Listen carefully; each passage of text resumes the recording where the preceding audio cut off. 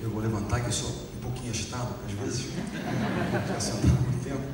Primeiro, agradecer o convite, e quanto isso para mim é importante, poder participar, compartilhar algumas experiências, não vim ensinar a ninguém, mas participar e compartilhar para mim é muito importante. E a importância de estar aqui, ela é medida simplesmente no fato de que eu fiz uma coisa que eu não faço nunca, que é não estar presente no treinamento. Então, olha, atenção, se eu perder a final do domingo, vocês têm alguma parcela de culpa. É uma das finais do domingo. Mas enfim, é por uma causa, eu acho que muito bacana. De manhã já mandei uma mensagem para as líderes do grupo, dizendo, hoje é com vocês, elas são líderes, estão ali, eu tenho que participar de um evento que eu prometi, que eu acho que é um evento importante, quer dizer, muito importante, mas a minha vinda, muito mais do que para apenas compartilhar, para aprender. Estive agora num debate, num fórum, na outra grande local lá, e realmente ali pude confirmar algumas coisas que eu realmente acredito e aprender com pessoas muito especiais. Fiquei preocupado, como me disseram que eu iria falar depois do Sérgio Moro, do Di Pietro da Itália. Até cumprimentei pela manhã, porque eu vivi na Itália nos anos onde a Operação Mãos Limpas estava em curso, então eu cheguei a conhecê-lo, cumprimentei pela manhã no hotel e pensei que fosse esvaziar. Então, a vocês, perseverantes e obstinados, eu gostaria de agradecer a permanência.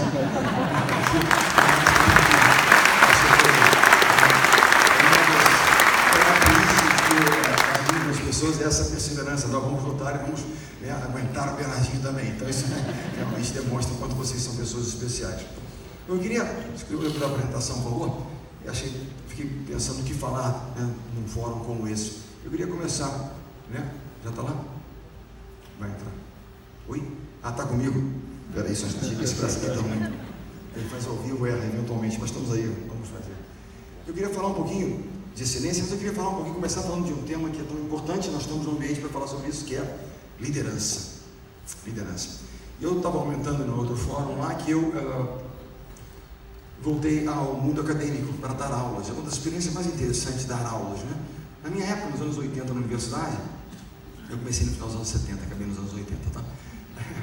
Me formei em economia e tal, na PUC do Rio de Janeiro. As aulas eram muito assim, né? O pessoal vinha, o professor, com conteúdo incrível, vinha aí, dava o conteúdo, despejava o conteúdo e nós então íamos para casa estudar, correr atrás do que nós tínhamos que fazer.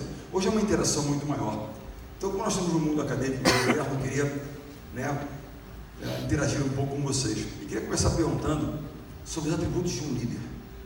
Falar de liderança um pouquinho, debater um pouco também. Atributos de um líder. Que características vocês acham fundamentais para que um líder tenha, para que vocês se considerem um líder? Aquela pessoa é um líder, eu estou disposto a segui-lo, ele me inspira. Vamos lá, características de um líder. Turma, interação. Ética. Ser exemplo. Atitude. Bom daqui que eles matam ética, mas vamos lá, vamos seguir um pouquinho. Que outras coisas mais? Boa comunicação. Visão, foco. Boa comunicação. Boa comunicação. Disciplina.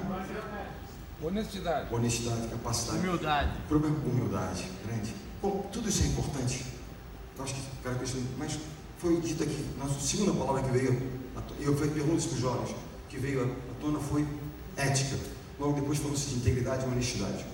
Porque todo o resto, capacidade, boa comunicação, vai gerar empatia, disciplina, tudo isso é muito importante.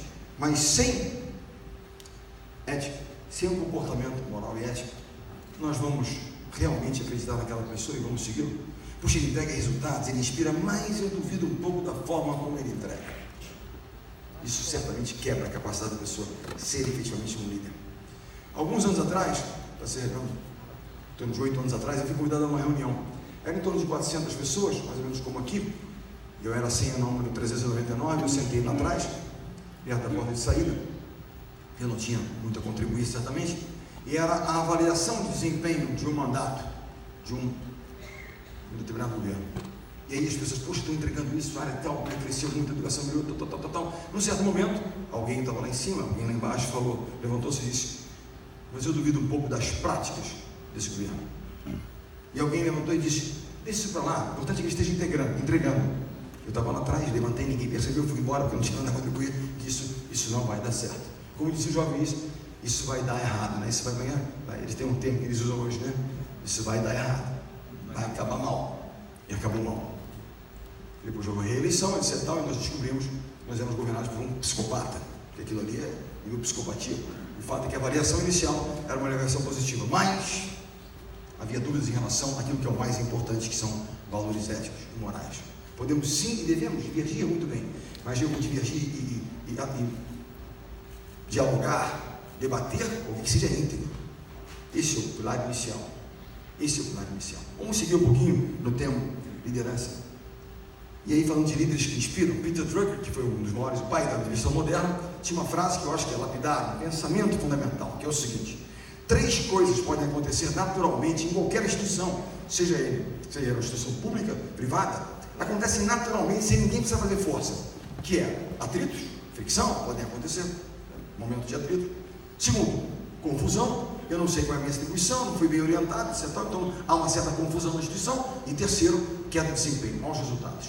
Para todo o resto é necessário liderança, ou seja, para que a gente evite atritos desnecessários, para que a confusão não se instaure na nossa instituição, e para que a gente tenha um bom desempenho é necessário liderança. Gestores fazem coisas certas e tal, mas líderes fazem a coisa certa. Essa foto aqui de um cara chamado, eu quero usar exemplos do esporte, que eu acho que são interessantes, ilustrativos. Esse cara aqui chama-se, que está ali no meio do jogo dos grandes, né, porque todos nós, treinadores, parecemos baixinhos, no basquete, no vôlei. Quem não me conhecia pessoalmente achou que eu sou mais baixinho, porque os caras têm 1,10 m, 1,12 m, 17 m, eu fico realmente baixinho, 1,85 m. Mas eu tenho uma altura normal, até um pouco mais alto que a média. Esse cara chama-se Mike Krzyzewski. Krzyzewski, como se pronuncia? Se escreve com uma série de consoantes de origem polonesa, não tem nenhuma vogal na história, eu não conseguiria ler se eu não tivesse ouvido o nome do cara. Esse cara é o treinador da Universidade de Duke, mas ele foi treinador da seleção norte-americana nas Olimpíadas de 2008, Pequim, 2012, Londres, 2016, Rio. Em 2004, a seleção norte-americana de basquete, que é o Dream Team, que é um time imbatível, literalmente imbatível, ele é batido nas semifinais. Qual foi o diagnóstico que a US Basketball lá, a Confederação Nacional de Basquete chega? O diagnóstico da derrota foi o seguinte: é um grupo de talentos espetaculares, astros, que não é um time. Portanto, perdemos para a Argentina, que era um grande time, antes de qualquer coisa. O que eles fazem? Mandam embora o treinador e contratam um treinador que era um líder que faria daqueles grandes astros um time, porque um time é o que ganha um grande campeonato. E então ele se transformou tricampeão olímpico em 2008, 2012 e 2016. Depois se aposentou em 2016. Mas qual é a meta da história? É falar de um líder bate metas, ele inspira, ele tem capacidade, portanto, com o seu time, fazendo a coisa certa. Essa é a essência do líder. Bate metas, porque se ele não bate metas com consistência, ele não lidera da forma correta, ele tem capacidade de liderar, porque ele não entrega resultados ao longo do tempo, mas fazendo a coisa certa. Eu citei na apresentação anterior algumas coisas, mas eu quero falar sobre a questão da comunicação, como foi dito aqui. O líder tem que ouvir. A comunicação não é só chegar lá e comunicar. Eu tenho certeza, quando a gente pensa hoje no vácuo de liderança, ou na ausência de liderança, a gente fala assim: hoje não me sinto representando, porque a impressão que nós temos é que eles não nos ouvem. Não é verdade? Eles falam, mas não nos ouvem. Para que eu gere empatia, efetivamente, que é fundamental para o líder ter empatia, eu tenho que saber ouvir. Saber ouvir. Eu quero todas as notícias, as boas, rápidas e as ruins, mais rapidamente ainda, porque eu posso interceder de alguma maneira. Agora, eles não trarão a mim as más notícias se eles não confiarem em mim. Portanto, criar empatia, você abre um canal efetivo de comunicação para que você possa fazer. Ser exemplo, como foi dito aqui. Um líder que não é um exemplo. Não é que ele seja perfeito, porque ninguém é perfeito, ele serve aquilo que ele diz que ele é, cumprir o que promete. É uma história muito interessante que fala sobre cumprir o que promete. Há um dos grandes pensadores modernos, um cara chamado Simon Sinek. Já viram certamente ouvir falar, ouviram alguma palestra dele, ou leram algum livro. Ele lançou o 3º livro. O primeiro livro fala assim: tudo começa com um porquê, uma causa. Everything starts with a why. Segundo, leaders e players. Os líderes comem por último, porque privilegiam a equipe. E o terceiro é o que eles chamam de infinite game. Esse é um jogo infinito, nós temos que sair jogando. Não é uma vitória parcial, tem sempre uma continuidade disso, em cima dessa teoria do jogo infinito que ele escreve no 3º livro. Mas ele conta uma história muito interessante. Eu quero contar histórias. Dizem que líderes são contadores de histórias, da sua forma. Que é a seguinte: ele tem uma relação muito próxima com os Mariners. Os Mariners são, digamos, os fuzileiros navais americanos. Eu diria que são a segunda tropa de elite americana. Os Mariners. Primeiro são os Navy Seals, vamos falar de Navy Seals depois. Os Mariners, ele tem uma relação muito próxima, porque ele trabalha com eles, tem uma série de dinâmicas que ele faz com os Mariners. E ele então vai a uma unidade dos Mariners, num certo estado americano, Ele tem uma reunião com os oficiais, comandantes, marcada às 3 horas da tarde. Ele chega lá, 3 horas, nada dos oficiais. 3h30 os oficiais não se apresentam. 3h45 ele começa a ficar preocupado. Afinal de contas, o atraso na instrução militar é uma falha grave. Às 3h45 chegam os oficiais de comandante e se desculpam pelo atraso, porque estavam enfrentando um problema seríssimo na instituição, segundo eles dizem. Então o professor Simon Sinek se preocupa: o que está acontecendo tão grave que os fez atrasar 45 minutos para a reunião? E eles não dizem: nós estamos a ponto de expulsar um marina das nossas fileiras. E aquela unidade marina era onde os jovens mais promissores e que cresceram na carreira ali estavam treinando para se tornar líderes de unidade. Como é que um cara chega naquele ponto e chega, naquele momento, a ponto de ser expulso? E então, mas o que aconteceu de tão grave a ponto de vocês estarem pensando em expulsar esse jovem? E eles estavam num posto de observação, de controle, e ele dormiu na madrugada, ele adormeceu. Mas porque ele adormeceu, por aconteceu, o cara perdeu o sentido, estava cansado. Não foi exatamente porque ele dormiu. Alguns dormiram e foram punidos. Ele, ao ser confrontado com o fato que havia dormido, ele mente dizendo que não havia dormido. Ao insistirmos em saber se ele havia dormido, ele confirma, insiste na mentira dizendo que não havia dormido. Por provas que tínhamos, por A mais B, mecanismo que eles tinham de controle, eles provam que ele havia dormido. Então, mediante as provas, ele assume que havia dormido. E eles então perguntam: como é que eu posso promover ele, levar a uma posição de comando, de liderança, alguém que eu não sei o que sairá da boca dele, é verdade ou não? Ele vai cumprir o que promete? Ele é exemplo. E, portanto, aí fica a dúvida. Eles então questionam a respeito de fazer daquele jovem um líder.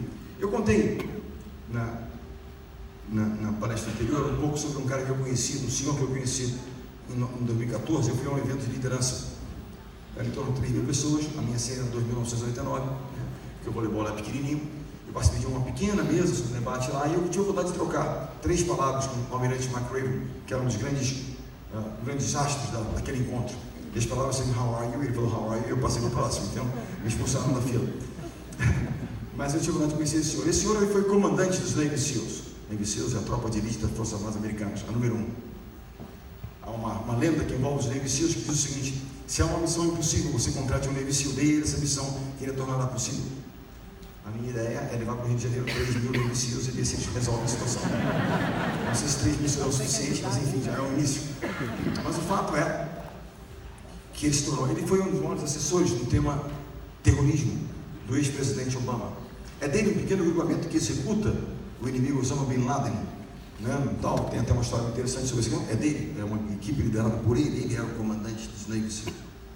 Mas ele conta que as 10 maiores lições, foi muito interessante no painel anterior, que o Neil estava lá e falando um pouco das suas lições para empreendedores, e elas batem tanto com as lições que eu acredito que eu quero exemplificar através de um grande líder que foi McRaven, que é McRaven. Ele está se aposentou como Navy SEAL, como comandante, mas ainda está vivo e muito saudável. Mas enfim, ele fala que as 10 maiores lições que ele teve na vida dele, ele teve quando estava treinando para se tornar um Navy SEAL. O treinamento para se tornar um Navy SEAL é algo sobre-humano, de um nível de exigência assim, absolutamente impressionante. Poucos resistem. Se terem noção, 160 se alistam na turma onde o McRaven se alistou. Apenas 30 concluem o curso. 130 pedem para sair. Desistem.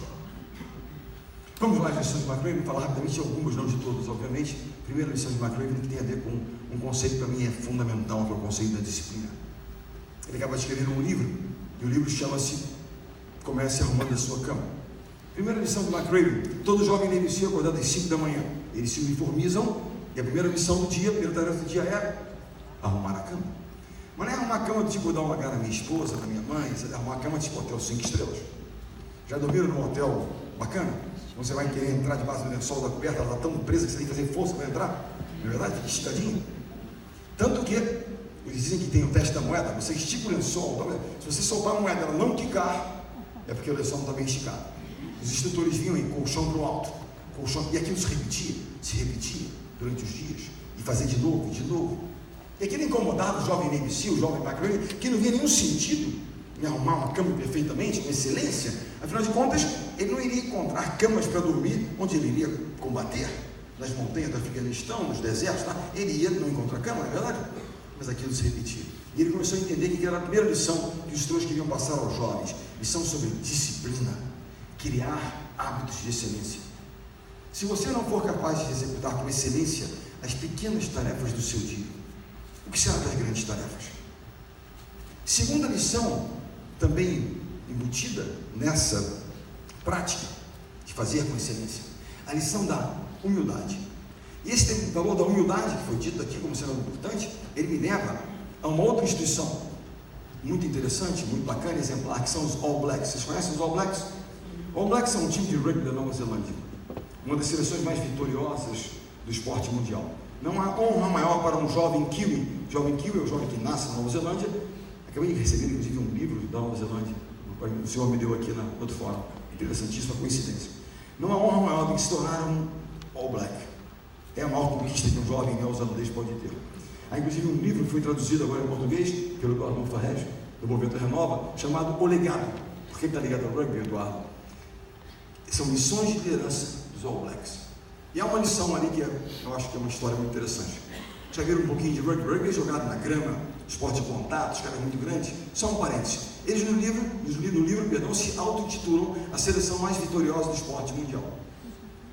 Há uma certa controvérsia, durante um bom período nós temos números superiores ao deles. Mas já viram os caras de rugby? Os caras são grandes e fortes para burro. É melhor deixa os caras só que são, não dá para pegar nos caras, não é verdade? Mas há uma história muito interessante que envolve os All Blacks. Vou dizer a vocês, partidas são duras, jogadas com tato, sangue, suor, na grama, lama. Terminada a partida, eles vão para o vestiário, e o vestiário se torna uma lama, literalmente. Ninguém limpa os vestiários dos All Blacks. Os All Blacks limpam o próprio vestiário. Ninguém é tão grande que não deva e não possa realizar aquelas que parecem pequenas tarefas da sua equipe, do seu time, que é da sua atribuição também. Humildade. E eu costumo dizer isso. Não existem pessoas especiais, eventualmente, fazendo algo que as pessoas consideram especiais. Poxa, ganhamos uma medalha de ouro, pô, que bacana, né? Especial, pô, tal. Não somos pessoas especiais. Me remete a uma outra história que eu contei ali. E passei hoje, interessante que eu cheguei aqui, me conduziram, né, a um lugar ali onde ficam alguns palestrantes. Depois me conduziram para um cercadinho um pouquinho menor, e parece que ficam alguns poucos palestrantes. E eu vi tem uma diferença. Na primeira, que era maior, tinha umas garrafas de café e tinha aqueles copinhos, parece um pouco um isopor, meio papelão isopor, né? Na segunda, tinha umas xicrezinhas de porcelana. E aí vem a história. A história é a seguinte, eu quero falar da questão da humildade. E como as pessoas que estão no serviço público, eles são servidores. Que Vossa Excelência é a quem nós estamos servindo. E essa história vem de um secretário de Estado norte-americano, uma pessoa importante da administração Obama, ou seja, um ministro. Na verdade, o secretário de Estado é um ministro no paralelo. Foi muito rápido? Não. Enfim, ele então é convidado a proferir uma palestra num grande evento que estaria no outro estado da União. No meio da palestra, ele recebe um bilhete em classe executiva. Na véspera da palestra, ele pega o seu avião, vai para o aeroporto, classe executiva, viaja para a cidade do evento. Ao chegar na cidade do evento, um jovem esperava por ele no aeroporto com um carro executivo. Ele então é conduzido ao seu hotel. Ao ser conduzido ao seu hotel, ele não precisa enfrentar a fila do check-in, afinal de contas, já estava reservado para ele, recebe a chave de uma suíte especial. Dia seguinte pela manhã, ele acorda ao descer, o jovem já esperava por ele com seu carro executivo e o conduz ao local do evento. Ao chegar ao local do evento, uma longa fila de credenciamento que ele não enfrenta, afinal de contas, seu credenciamento estava pronta. E ele então é conduzido a uma sala onde palestrantes VIP estavam ali aguardando o momento de palestrar.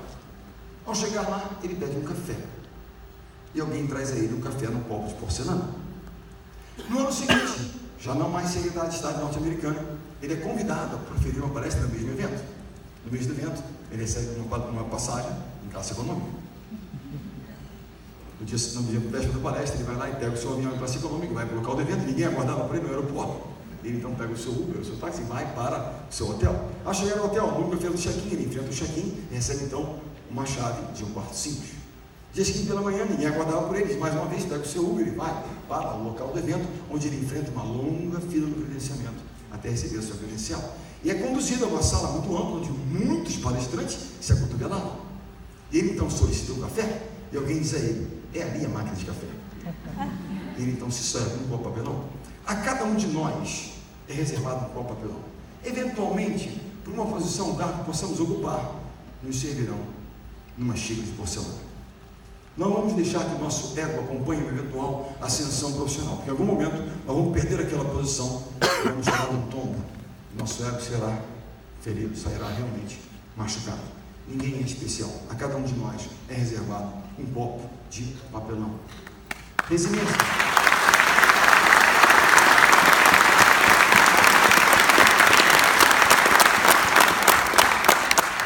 Depois a gente estava falando sobre algumas questões de, muitas vezes, empreendedores, pessoas, poxa vida, ser empreendedor é ser um guerreiro aqui no país, há de haver resiliência antes de tudo. Mas nós temos uma coisa de rotular muitas pessoas, né?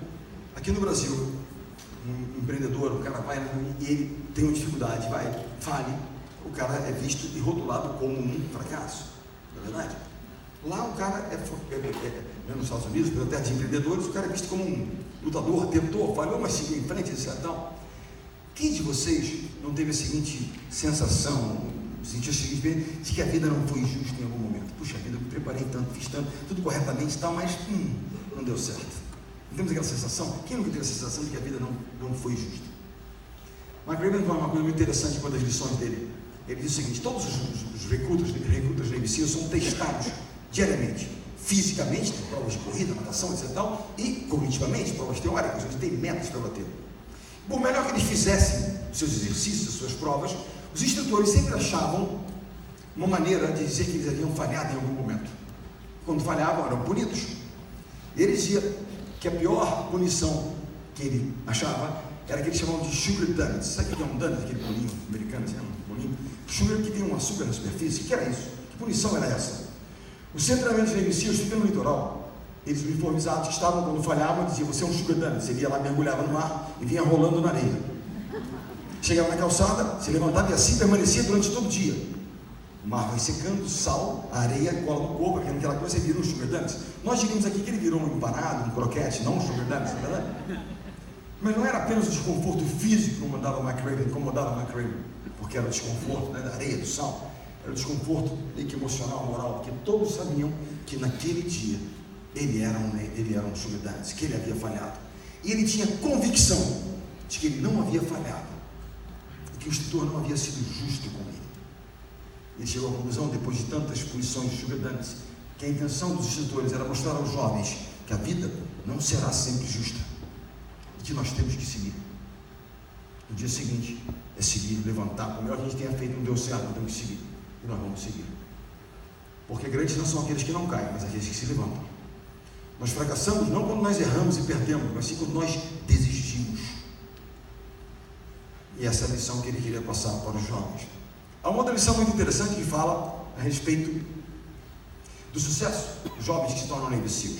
Muitas vezes nós medimos as pessoas no esporte pelo seu porte físico. Lá eles diziam que eles mediam muitas vezes os jovens pelo tamanho dos seus flippers, que são os pés de patos que eles nadam. O cara grandão, fortão, o cara vai se tornar um Navy SEAL.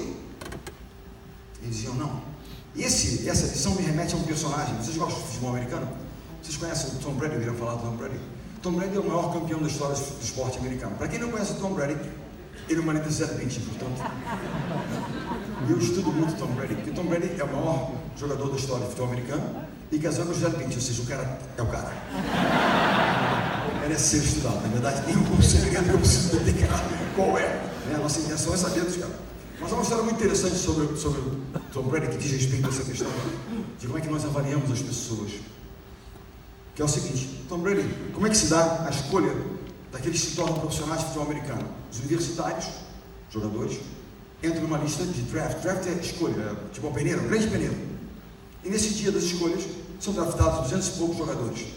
Tom Brady, que veio a se tornar um dos maiores, se não o maior jogador da história, foi draftado, escolhido número 199. Praticamente ele não entrou no draft, ele seria por muito pouco. Aí se pergunta, como é que uma indústria que move bilhões de dólares, literalmente, conseguiu cometer um erro tão grosseiro de não escolher um cara tão espetacular? Há um depoimento de um rival de Brady, de um outro time, que nunca jogou com ele, mas jogou sempre contra ele, que diz o seguinte: mediram o Tom Brady de fora para dentro, quanto ele era rápido, quanto ele era